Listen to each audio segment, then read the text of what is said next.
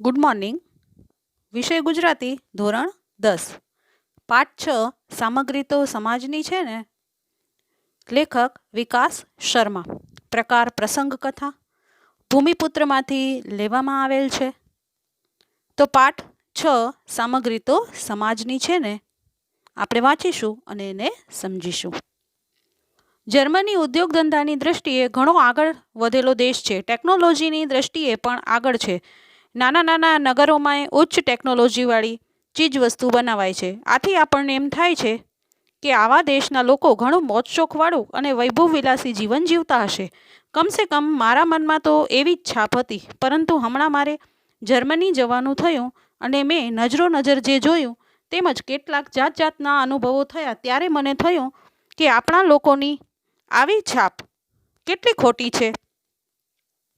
તો students, Germany ધંધા ઉદ્યોગ માટે બહુ મોટો દેશ છે એવું લેખક કહે છે. પોતે એક વખત ત્યાં ગયા અને પોતાનો અનુભવ જે છે એ આપણી સાથે વ્યક્ત કરે છે.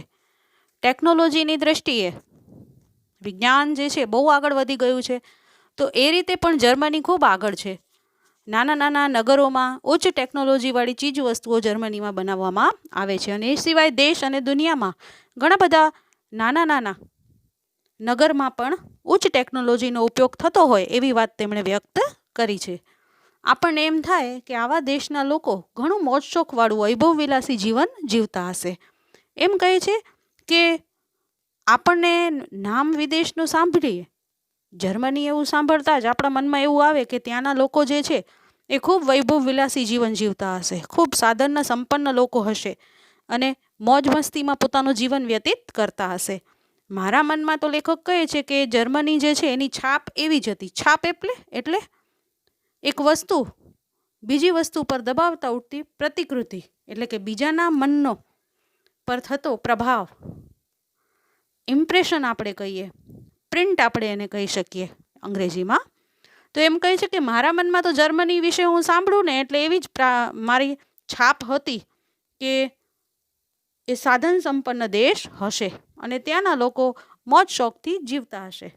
જ્યારે હું ત્યાં ગયો જર્મનીમાં અને મેં પોતે મારી આંખોથી જોયું, નજર જોવું એટલે પોતાની આંખોથી જોવું, ત્યારે મને પોતાને જે એક્સપિરિયન્સ થયો, જાત અનુભવ થયા, ત્યારે મને ખબર પડી કે આપણા લોકોની આવી છાપ જે છે એ કેટલી ખોટી છે. આપણે જે વિચારસરણી રાખી હતી એ કેટલી બધી ખોટી હતી એવું એ કબૂલ કરે છે કે મેં જે વિચાર્યું હતું એ હંમેશા સાચું હોય એવું જરૂરી હોતું નથી.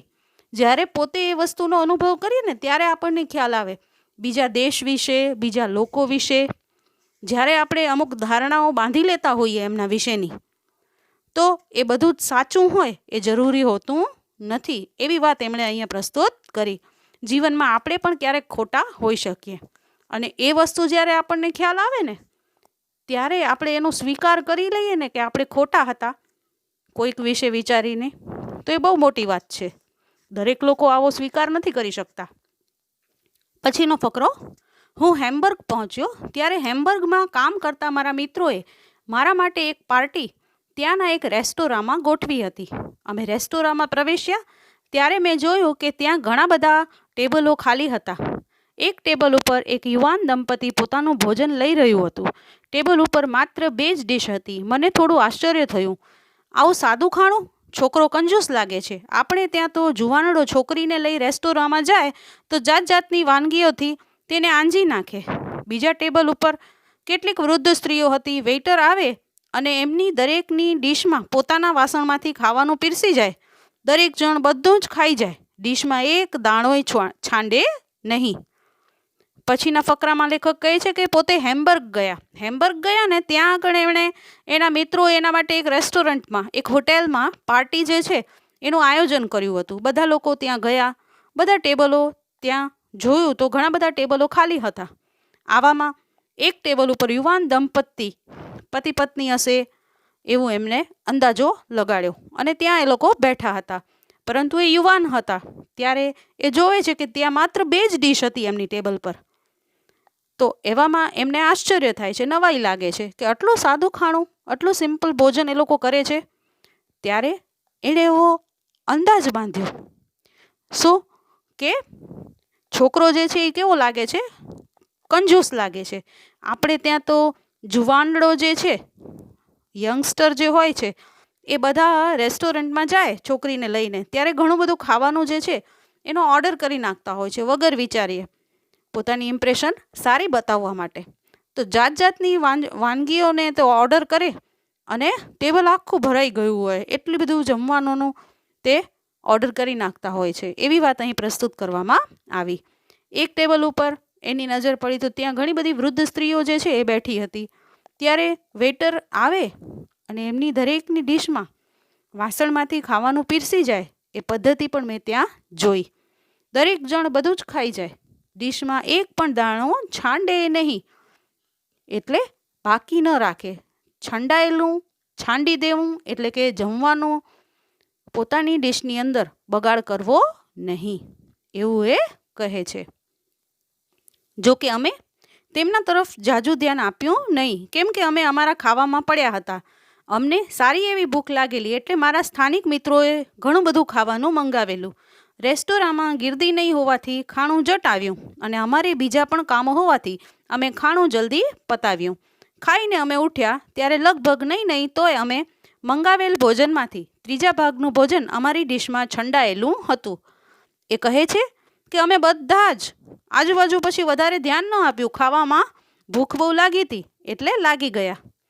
અમારા મિત્રો ત્યાં જે સ્થાનિક હતા, જેમણે અમે રેસ્ટોરન્ટમાં લઈ ગયા હતા, એમણે ઘણો બધો ઓર્ડર કરી અને ખાવાનું મંગાવી લીધું હતું. આમ રેસ્ટોરન્ટમાં વધારે ભીડ ન હોવાને લીધે, ગીર્દી હોવાને ન લીધે ખાવાનું પણ જલ્દી જલ્દી આવી ગયું. અમે બધાએ જલ્દી જલ્દી જમવાનું પતાવી લીધું. ખાણું એટલે જમવાનું જલ્દી જલ્દી પતાવી લીધું. આવામાં નહીં તોય એમણે જે ભોજન મંગાવ્યું હતું એમાંથી એમની ડીશોમાં ત્રીજા ભાગનું ભોજન બચી ગયું હતું અને એ એમણે છોડી દીધું હતું. છંડાયેલું એટલે બાકી રાખી દેવું, એવું તે સ્વીકાર કરે છે. અમે હજી રેસ્ટોરન્ટમાંથી બહાર નીકળી રહ્યા હતા તેવામાં કોઈકે અમને બોલાવ્યા. અમે જોયું તો પેલી વૃદ્ધ સ્ત્રીઓ અમારા વિશે રેસ્ટોરન્ટના માલિક સાથે કંઈક વાત કરી રહી હતી. જ્યારે એમણે અમારી સાથે અંગ્રેજીમાં વાત કરવા માંડી ત્યારે અમને સમજાયું કે અમે આટલો બધો ખોરાક અમારી ડીશમાં છોડીને ઊભા થઈ ગયેલા તે એમને ગમ્યું નહોતું. અમને થયું કે તેઓ નાહકના ખણખોદિયા છે, એટલે અમે એમને કહી દીધું, અમે જે મંગાવેલું તેના પૂરેપૂરા પૈસા અમે ચૂકવી દીધા છે. અમે કેટલું ખાધું અને કેટલું છાંડ્યું તેની તમારે શી નિસ્બત? પેલી વૃદ્ધ સ્ત્રીઓ તો ગુસ્સે થઈ ગઈ. તેમાંની એક જણીએ પોતાનો ફોન કાઢ્યો અને કોઈકની સાથે વાત કરી. થોડી વારમાં તો સોશિયલ સિક્યોરિટીના યુનિફોર્મ પહેરેલો એક જણ ત્યાં આવી પહોંચ્યો. જે બધું બન્યું તે જાણીને તેણે તો અમને 50 યુરોનો દંડ કર્યો. આવામાં પોતાનો અનુભવ વ્યક્ત કરતા કહે છે કે અમે તો જમી અને રેસ્ટોરન્ટમાંથી બહાર નીકળી ગયા. જ્યારે ત્યાં વૃદ્ધ સ્ત્રીઓ છે એમણે રેસ્ટોરન્ટના માલિક સાથે વાતચીત કરી રહી હતી એવું અમે જોયું. એટલામાં તો અમને રેસ્ટોરન્ટના માલિક જોતા એમણે બોલાવ્યા. એમણે અમારી સાથે અંગ્રેજીમાં વાત કરવા માંડી અને અમને સમજાવ્યું કે આટલો બધો ખોરાક તમારી ડીશમાં છોડીને કેમ તમે ઊભા થઈ ગયા, એ એમને ગમ્યું નથી. આવામાં અમને એવું લાગ્યું કે એ લોકો કેવા છે? ખણખોદિયા છે. ખણખોદિયા માણસો હોય ને એ પોતાની ભૂલો ન જોવે પણ બીજાના દોષ ગોતવામાંથી જ નવરા ન આવતા હોય, એને કહેવાય ખણખોદિયા. તો ફોલ્ટ ફાઇન્ડર કહેવાય એને અંગ્રેજીમાં. હંમેશા પોતાના દોષ તરફ નજર ન કરે પણ બીજાના દોષ કાઢવામાં બહુ માસ્ટર હોય. આવા લોકો પણ આપણી આસપાસ ઘણા બધા હોય, એમના પર ધ્યાન ન આપવું. તો આ દોષીઓનો સ્વભાવ પણ એવો હશે એવું લેખકે માન્યું. એટલે એમને લેખકે જવાબ આપી દીધો કે અમે જે મંગાવ્યું છે ને એના પૈસા અમે ચૂકવી દીધા છે, તમારે એનાથી કોઈ નિસ્બત હોવી જોઈએ નહીં. અમે ખાઈ લીધું કે મૂકી દીધું એનાથી તમારે નિસ્બત હોવી જોઈએ નહીં. વૃદ્ધ સ્ત્રીઓ આ જવાબ સાંભળી અને વધારે ગુસ્સે થઈ ગઈ. એમણે તો તરત જ ફોન કાઢ્યો અને થોડી વારમાં જ સોશિયલ સિક્યોરિટી યુનિફોર્મ પહેરેલો એક માણસ ત્યાં આવી ગયો અને એમણે તરત જ લેખકને અને એમના મિત્રોને 50 યુરોનો દંડ કરી દીધો. કેમ? કારણ કે એમણે ખોરાક અધૂરો મૂકી દીધો તો માટે. પછીની પંક્તિઓ વાંચીએ આપણે ફકરો. અમે શાંત રહ્યા. સ્થાનિક મિત્રોએ 50 યુરોનો દંડ ચૂકવી દઈને તેની પાસે ફરી પોતાની દિલ્લગી વ્યક્ત કરી. પેલા ઓફિસરે કડક અવાજમાં મક્કમતાથી અમને કહ્યું, તમને જોઈતું હોય તેટલું જ તમે ખાઈ શકતા હો તેટલું જ મંગાવો. પૈસા તમારા છે, પણ બધી સાધન સામગ્રી તો સમાજની છે.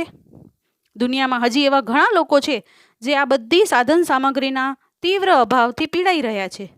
માટે આ સાધન સામગ્રીનો જરી કંઈ બગાડ કરવાનો તમને કોઈ હક છે નહીં. અમે છોભીલા પડી ગયા. અમને એમની વાત તદ્દન સાચી લાગી. આવા ધનવાન દેશના લોકોનું આવું માનસ જોઈ અમને અમારી જાત ઉપર શરમ ઉપજી.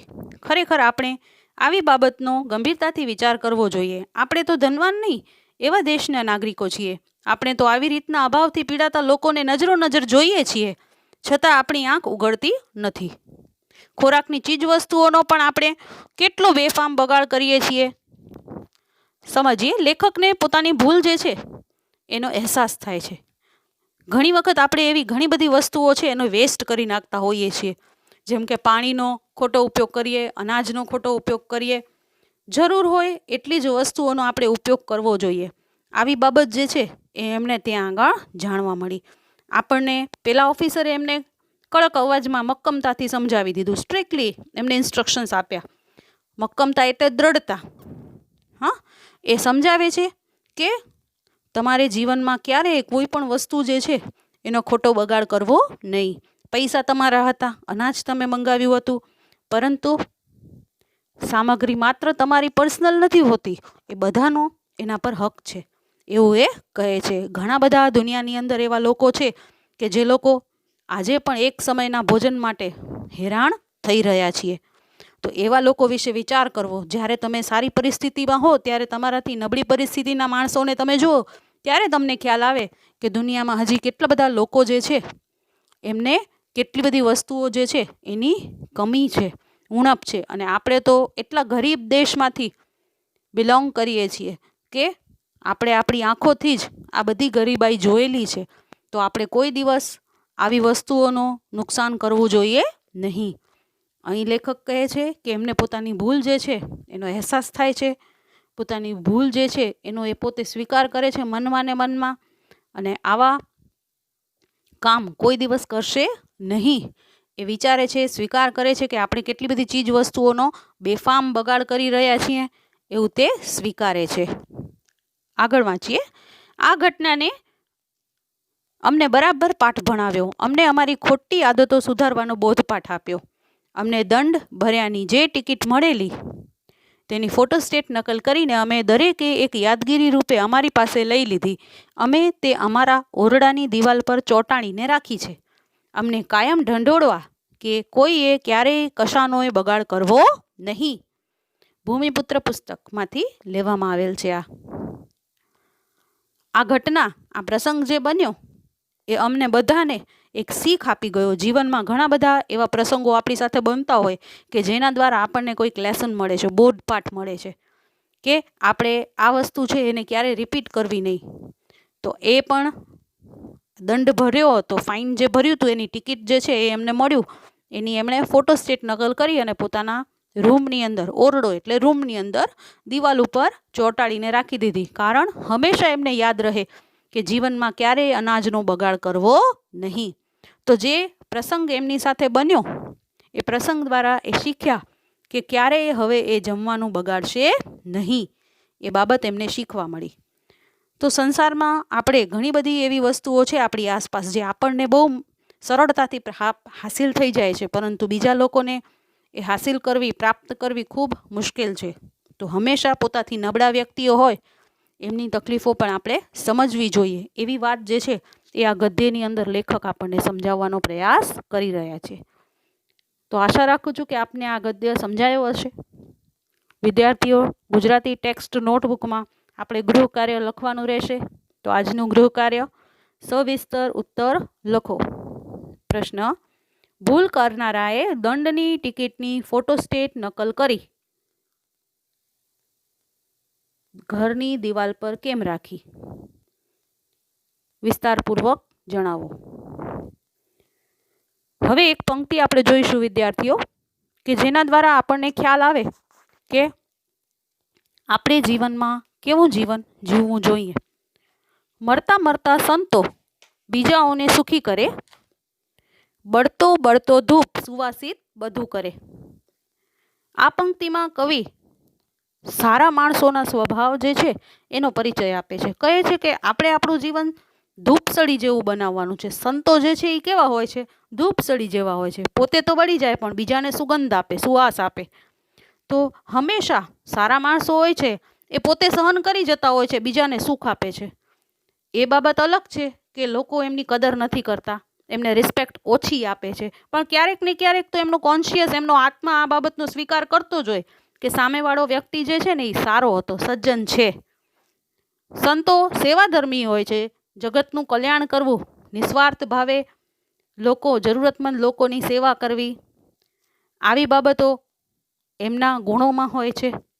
તો પોતે મુશ્કેલીઓ સહન કરે પરંતુ અન્ય વ્યક્તિઓને હંમેશા મદદરૂપ થતા હોય છે. તો અહીં એમ કહેવામાં આવ્યું છે કે આપણે પણ કેવળ સ્વાર્થી ન બનીને થોડુંક દુઃખ વેઠીને બીજાને મદદરૂપ થઈએ ને અને બીજા માટે જીવતા શીખીએ તો આ સંસાર જે છે એ તો બહુ દૂરની વાત છે, પણ આપણી આસપાસનું વાતાવરણ જે છે ને એને આપણે સુંદર બનાવી શકીએ. ભગવાન જે છે ને એ બધું જ જોયા કરતા હોય છે. તો આપણે પણ આપણી સારી પ્રવૃત્તિઓ છે એને વેગ આપવો જોઈએ, ખરાબ પ્રવૃત્તિઓ છે એને આપણે સીમિત કરવી જોઈએ. ધીમે ધીમે પ્રોગ્રેસમાં આપણે આવી જઈશું એવા પ્રયત્નો આપણે કરવા જોઈએ. તો આશા રાખું છું કે આજનું ગદ્ય આપને સમજાયું હશે. નવા ગદ્ય અને પદ્ય સાથે આપણે ફરી મળીશું. Thank you.